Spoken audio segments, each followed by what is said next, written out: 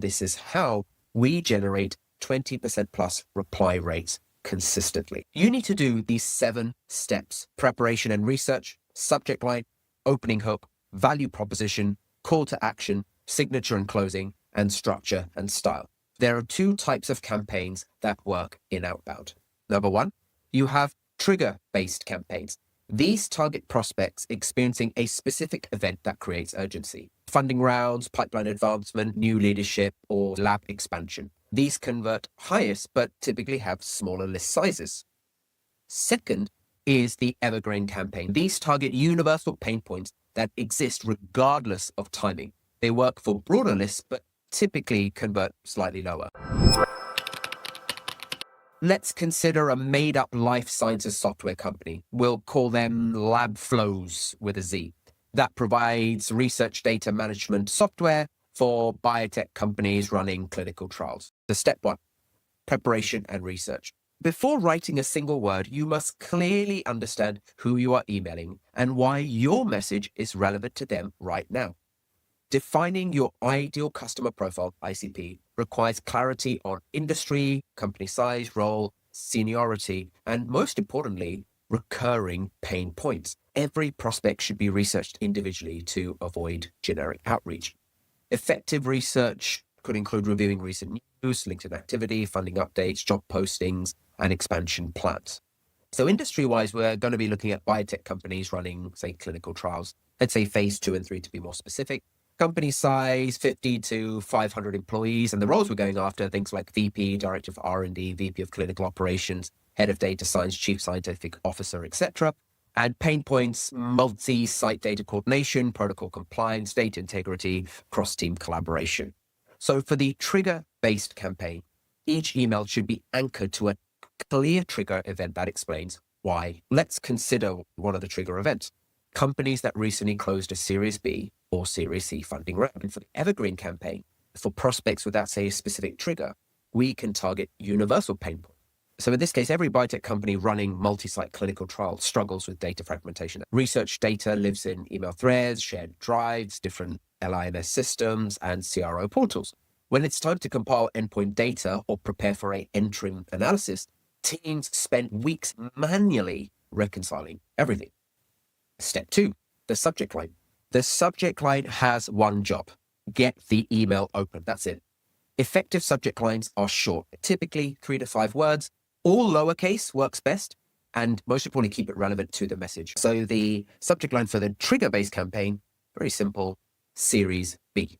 It's simple, it's personalized, it acknowledges a major milestone, sounds like a colleague or industry peer reaching out. Do you see how I didn't say congrats on the Series B, just a Series B?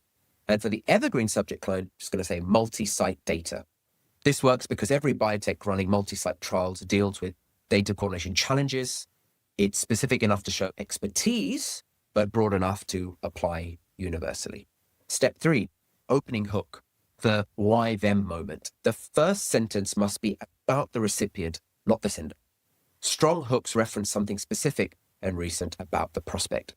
The opening should immediately answer why the email is relevant to them. For the trigger-based, I'm going to say something like, Barry, saw you just closed your Series B. Congrats on the 45 million raise. It references something specific, for example, the funding amount as well, which can identify we've actually done their research. And it's celebrating their win, which builds a bit of rapport. No mention of selling anything yet. On the Evergreen side, we'd say something like, Barry, most clinical ops teams I work with say data reconciliation eats 40% of their time during interim analysis prep. Leads with a pain point they will most likely recognize. It uses industry terminology, interim analysis prep. It shows that we know their world. Establishes credibility with teams I work with or teams we work with. Step 4, value proposition. The value proposition connects the prospect's problem to a tangible outcome. Strong value propositions include social proof and measurable results. Now, here's a structure that I recommend. Most persona struggle with problem when context. We helped similar company achieve specific outcome by and a brief how and potentially a time.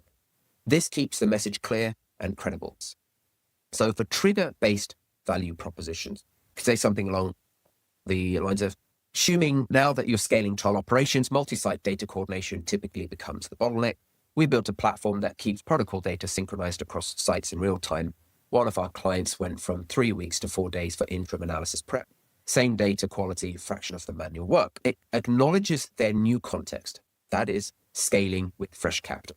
It names the specific problem, which in this case is multi-site coordination, and it shows concrete outcome from 3 weeks to 4 days, and addresses the quality concern, which is the same data quality.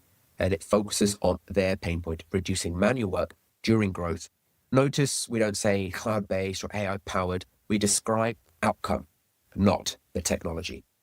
Now, for the Evergreen value proposition, we're going to say something like, most clinical ops teams waste weeks reconciling data from different sites and CROs before every interim analysis. We built a platform that maintains a single source of truth across all your trial sites and vendors. One biotech cut their DSMB prep time from 18 days to 5 days. Same audit trail, way less firefighting. It's the universal pain point, which is multi-site data reconciliation. Specific, believable metric from 18 days to 5 days. It addresses the compliance concern and it shows the outcome, not features. It also uses industry terminology like DSMB, audit trail. Now, step 5, the call to action. The CTA should feel optional, easy, and respectful. Asking for a 30-minute demo or trying to schedule a meeting in the first email, there's too much friction. You haven't earned that yet. The goal is to invite interest, not force commit. For the trigger-based campaign, something like worth a quick conversation about how this might fit into your scaling plans ties back to their context, which is scaling new funding, is tentative, not presumptuous. Quick conversation feels manageable. Question format invites response. It's just human nature. Now, with the Evergreen CTA, it'd probably be something like, would a brief call make sense to see if this could help your team? Brief call is low commitment versus, say, the 30-minute. Makes sense as consultative. It's not pushy. Could help, again, is tentative. And your team shows we're thinking about the whole organization. Notice the language in both. Worth, might, make sense. These are soft, low-pressure conversational asks. You're offering value, not demanding time. Step 6, signature and closing. Closing should feel polite, calm, and pressure-free. The conversational sign-offs reduce friction and, again, sound natural. So the signature should be minimal and professional. For example, from lab flows, something like best or thanks or regards. And then clean signature would just be first name, last name, the title, co-founder, and beneath that, lab flows or co-founder at lab flows. That's it. Now, step 7, structure and style. Cold emails should be kept between 80 to 120 words to respect attention span. Short paragraphs improve readability, especially on mobile. The email should be easy to scan without feeling dense. And here is a non-negotiable rule. Avoid links, attachments, and images, especially in the first email, but I would say generally. They do hurt deliverability and will trigger spam filters. The tone should feel like a peer reaching out, not a salesperson pitching. Now, let's assemble both complete emails. The trigger-based email, subject line of Series B. Barry, so you just closed your Series B. Congrats on the $45 million raise. Assume you're not going to be scaling trial operations, and therefore multi-site data coordination typically becomes a bottleneck. We built a platform that keeps protocol data synchronized across sites in real time. One of our clients went from 3 weeks to 4 days for interim analysis prep. Same data quality, fraction of the manual work. Worth a quick conversation about how this might fit into your scaling plans. Best, Sarah. On the Evergreen side, subject line, multi-site data. Barry, most clinical ops teams I work with say data reconciliation eats 40% of their time during interim analysis prep. We build a platform that maintains a single source of truth across all your trial sites and vendors. One biotech cut their DSMB prep time from 18 days to 5 days. Same audit trail, way less firefighting. Would a brief call make sense to see if this could help your team? Best, Sarah. Both approaches work. The key is matching your campaign type to your list. If you can identify 200 biotech companies that just raised Series B funding, use the trigger approach. If you're targeting 1,000 VPs of clinical ops at biotech companies running phase 2-3 trials, use the Evergreen approach. A mix of both works the best. If you want to know more about how we generate results for our clients, head to our website, astraspartners.com. Or you could watch this video where I reveal the exact system we implemented to get 7 new clients and $150,000 in annual recurring revenue for a client of ours in just 60 days. Thanks for watching. I'll see you in the next one.